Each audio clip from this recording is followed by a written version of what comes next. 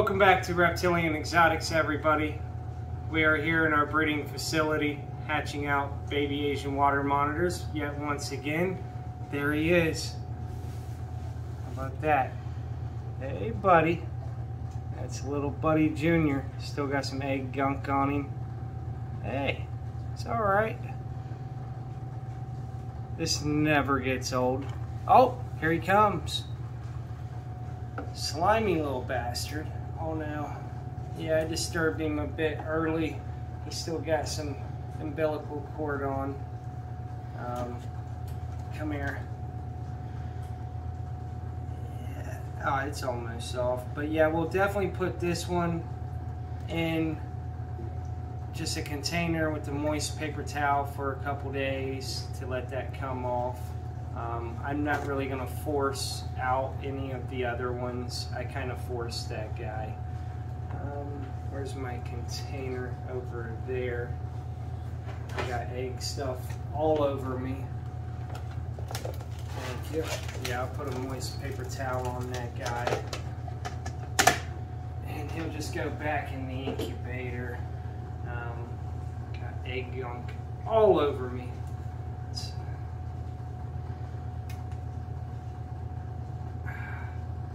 Alright. Yep, we got eggs all rolling around now. Now here's one here. This guy actually just bit me a minute ago. Socialization starts right now though, believe it or not. You let him smell you. He's done maneuvered himself in there to where you can't really see him. We got a guy over here pipped out. We already have a couple out upstairs come out on their own. We'll do a little their first socialization process in this video here later on. So keep viewing and I'll teach you a little bit about socializing. We're going to go ahead and leave him sit in the egg. Like I said, they're absorbing all that yolk and stuff right now. That way you don't get them hanging with umbilical cords, as that one just come out with the umbilical cord still on him. It's not a terrible thing, it happens. It's just a matter of, you know, treating him right with that umbilical cord so it doesn't get infected or dry up and cause infection. So we're going to go ahead and put these guys back in the incubator here in a minute. I want to show you guys the incubator, some of the stuff that we got coming up. Right here we have the Coming Eye Samarensis, world's first percentage. 75% Coming Eye, 25% Samarensis. World's first hybridization percentages there. We have the Coming Eye, more of the Samarensis crosses. There's actually only 2 eggs in there. We got tons of other Sumatran stuff. I'm actually waiting on Miyagi to lay yet again, so that's exciting. Buddy and Ember are paired again right now. Let me just throw this lid on here. Set these guys back in the incubator. Let the rest of them come out on their own.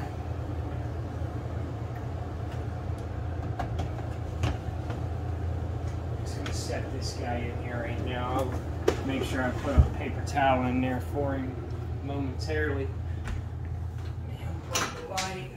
Come on back here. I want to show you guys some of the new build that I did for Buddy. This is the male enclosure. He's not in there right now. I took the opportunity to utilize the time of him not being in there to get in there and do it out with the universal rock and stuff. His floodlights are not on right now. I left the ceramic heat emitter on just to keep some ambient temperatures up, but I didn't feel it necessary to keep on the basking lights while he's not in there.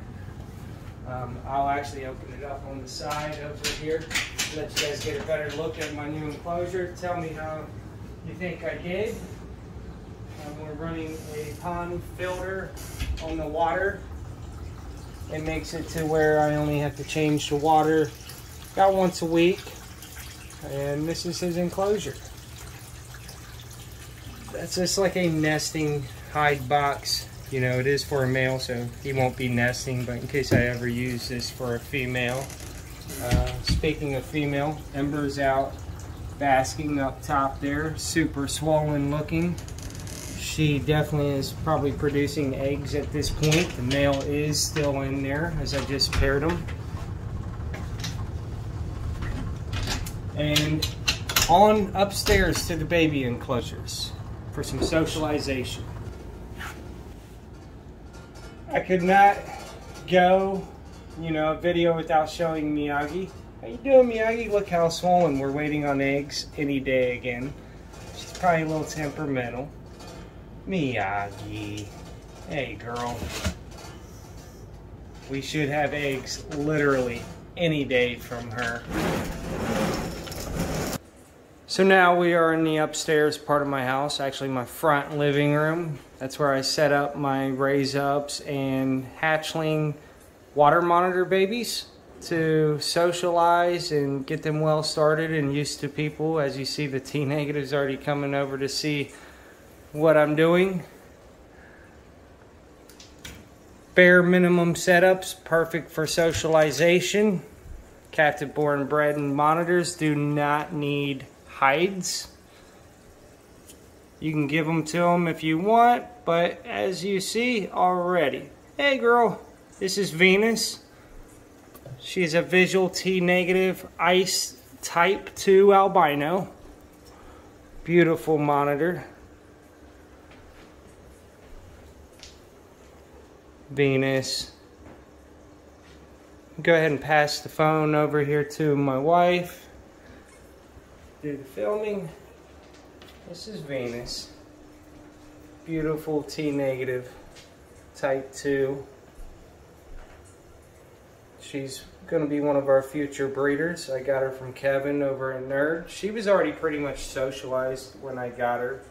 I'm not really going to do the water socialization for her. She don't need it. Just let her out of the cage for a minute. Hey girl. She loves me. Alright, so that's Venus. Official introduction to you guys on her. This here is Milky Way. This is our T positive caramel albino. Not 100% sure on the sex. This one here kind of stumps. It almost looks male, but it's got female characteristics. Honestly, at this point, I don't even really try to sex them until a year of age. This is just under a year, so I will reattempt to sex this properly. It's all about just best judgment, even calling Venus a female. And not only just myself, but even Kevin and Grant out at Nerd are like, yeah, we're pretty definite this is female, but until it reaches that certain age, you just can't be sure. You want to go swimming, don't you? Now, I'm going to deprive you of it. We got quite a few other monitors to show off here, Milky Way. Only so much time on the camera. So, that's a visual T positive. It will white out almost like the T negative as an adult, some of them. As they are born with or hatched with melanin, which is the darkening pigmentation. And what the albino does is, as it ages, it does not produce, its body does not produce any more melanin. So as it grows, the scales spread, and with it not producing any more melanin, the color is going to stretch and stretch until you get an almost white colored albino water monitor. That's why as adults, some of them are harder to tell, even T positive from T negative. Some people say the eyes, but I've seen some really good T positive stuff, and even if you refer back to one of my other videos with Kevin himself over at Nerd, he will tell you, he's produced some crazy T positives that even with the eye differentiations, like, it was still stump even, us breeders and more expert level keepers. This here is Comet. I'm not going to get him out. He's just lounging in his hot tub. How you doing, bud? look at his stripes. So I really like the stripes on his snout. Again, I'm just taking an educated guess that this is going to be a male. That he is 100% het T negative type 2. He's also 50% het for type 1. Same with her. This is Star. And I believe this one to be female. This is Star, our 100% het T negative type 2. Also 50% heterozygous for type 1. T negative albino. And we're gonna get to the black dragon babies. Now, I am putting some gloves on for these guys just to kind of cushion the bites because they are still very defensive. No monitor is actually aggressive. I've learned it's all just from them being scared and just unsure and freaked out, you know, so they become defensive or just, like I said, overly scared. Come here. Now these guys I bought straight out of the egg from Kevin. So then they had a 12-hour car ride back. She's coming along quite well. This is the one we believe to be female. I don't have a name 100% for her.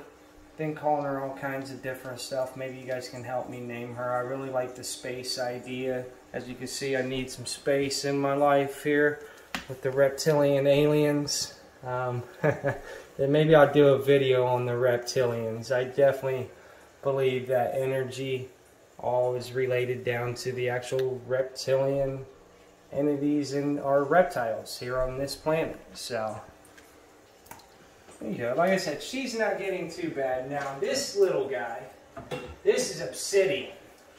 And this is the one we believe to be male. And if you look at why we say that, you can see the tail base is a little wider and it doesn't taper as fast. Like that one there tapers pretty fast. And as you see, he's pretty flighty. He hasn't opened his mouth on me once. I believe I am getting some leadway with these guys. Obsidian. Come on, let's go for a swim. Let's go. Hey, little guys. Hey. Yeah, she's going to come around pretty good. Obsidian's going to take a little more work.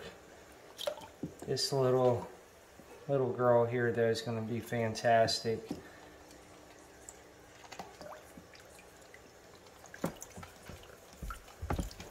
Hey. Hey, girl.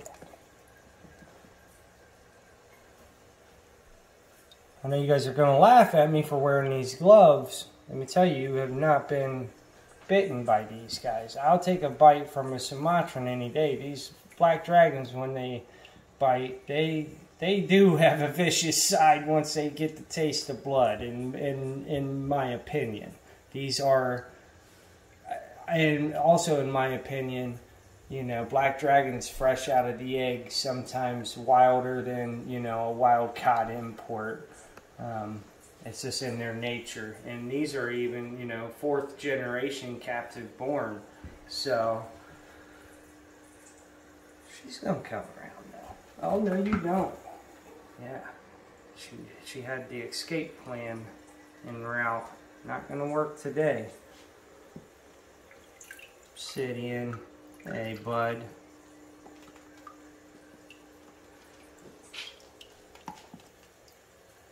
Plus, you know, about protecting my hands, I gotta dig through substrate. I use my bare hands to do so, and I don't want a bunch of scuffs on them. It isn't anything about being manly. I mean, if you want to see my hands and see me get bit, I don't care. I'll show you, but like I'm missing a chunk of skin there, chunk on that knuckle, scratches everywhere. I mean, you know, I got big scars from big monitors, almost taking my whole hand off. So it isn't anything about I'm afraid or anything like that. And even if you know, my viewers, if some of you would be afraid, it's all right. Like, I mean, one thing is that you have to get over your fear of them. Like, Is that? Oh, that's the female. I was like, hold on, why aren't you biting my finger? But yeah. So I planned that one out right. Let's see if he'll let me give him a little barehanded. He should. He's doing really well, this socialization, whatever you call this, process. You know, one of many processes just to get them this far.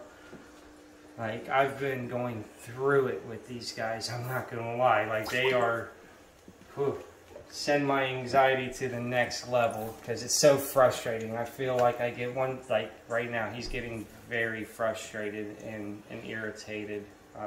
Scared, I should say. Scared and irritated. So we're not going to overdo it with him. I'm going to go ahead and put this little guy back. Go on in there. Go on, bud. I'll give you a treat in a minute. Actually, they probably won't even eat for at least an hour after I do this, because it is kind of stressful on them. See, he just tail whipped her. Now be nice, bud. You be nice. I'm going to go ahead and get the newly hatched Sumatrans out. Come here, little buddy. This is their first socialization process here at Reptilian Exotics. Come on, let's go swim with your partner in crime. These guys come out the egg already so social typically. Oh no. Oh, we almost had an escapee. So social. And they got the best colorations too. Oh, take a dive. It's alright, little buddy. It's alright. Slower sometimes for the... I gotta remember, this is these guys' first socialization process.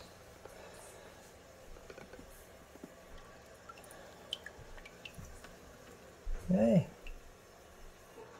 Little buddies and embers. That one actually does look female, and this one looks male. I mean, that's just, you know, an experienced guess. That's all it is at this time. So this is a little buddy. Yep, already trying to cause hell. Hey, buddy. Hey, Buddy Jr.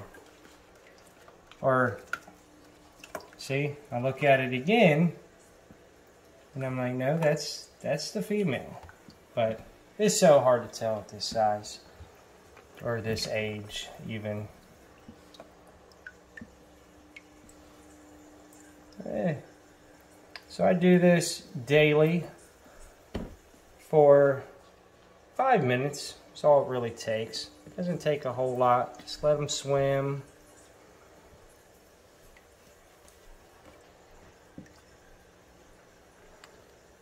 We do have 12 of the 24 due to hatch unaccounted for still, once again. Oh, no, let go of him. Hey. And this is a day old, guys. Look at that. 1 day. Hey.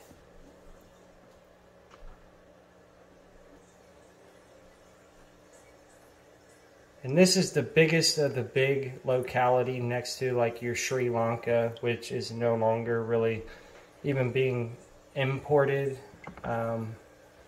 These are Sumatran, as you guys have seen in my previous videos about how big Buddy and Ember are. They are huge. These are not something that will max out around the 4 foot range. These guys get, you know, every bit of 5 to probably 8.5 foot. So be prepared if you do purchase one of these from me, as you know, they cannot have the bare minimum enclosure. You would need something at least, in my opinion, 6 high by 8 wide by 8 deep for a Sumatran species or a Sumatran locality.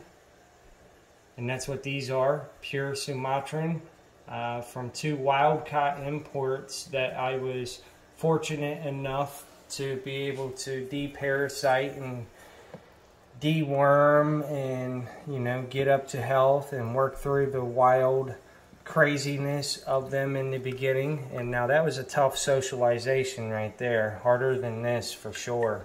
So these are technically F1s of our own Sumatran bloodline here at Reptilian Exotics, because the 2 parents were purchased at different times from 2 different importers. Yeah, see, he just clawed that piece of missing knuckle there. Yeah, little buddy. So we're going to say goodbye to little Buddy and Ember Jr. here, and I hope you guys enjoyed the video. Please make sure to hit that like and subscribe button. It definitely means a lot to us.